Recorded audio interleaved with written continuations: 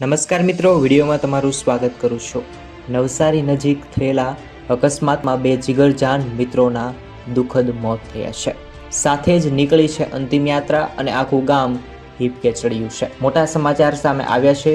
નવસારી પાસે કાર અને બસ વચ્ચે થયેલા અકસ્માતમાં 9 લોકોના જીવ ગુમાવ્યા હતા। ત્યારે આ અકસ્માતમાં જીવ ગુમાવનારા લોકોમાં બે જીગરજાન મિત્રો હતા। એક સાથે પરિવાર દ્વારા તેમની અંતિમ યાત્રા અંતિમ સંસ્કાર વિધિ પૂર્ણ કરી છે અને આખા ગામમાં અરેરાટી મચી ગઈ છે। આ જીગરજાન મિત્રો વિશે જરૂરથી આ વિડીયોને શેર કરજો। આ જીગરજાન મિત્રો વિશે તમારા દરેક જીગરજાન મિત્રોને વિડીયો શેર કરો। વહેલી સવારે જ કાર પરનો કાબુ ગુમાવતા કાર નવસારી તરફ જઈ રહેલી બસમાં અથડાતા ભીષણ અકસ્માત સર્જાયો છે, જેમાં બંને મિત્રો સહિત 9 લોકોના મોત થયા હતા। બંને જીગરજાન મિત્રોમાંથી એક મૂળ ગોંડલના ગુનાળાનો રહેવાસી અને 24 વર્ષીય ધર્મેશ પ્રકાશભાઈ શેલાડિયા હતો અને બીજો મિત્ર ધોરાજીયા ભાદાજાળિયા ગામના 25 વર્ષીય જયદીપ કાંતિભાઈ પેથાણી હતો। તેવા સમાચાર સામે આવ્યા છે।